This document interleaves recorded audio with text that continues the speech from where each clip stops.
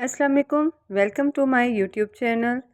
बिस्मिल्लाहिर्रहमानिर्रहीम। सोते सोते अल्लाह का ज़िक्र करने की आदत डाल लें। क्या पता ये आदत अब्दी नींद सोते सोते काम आ जाए।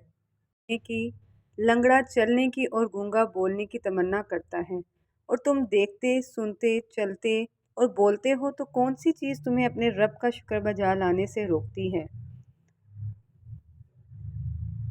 कभी कभार सिर्फ दुआ चाहिए होती है। दिल इतना उदास होता है कि जी चाहता है कायनात की हर चीज़ हमारे लिए दुआ करे।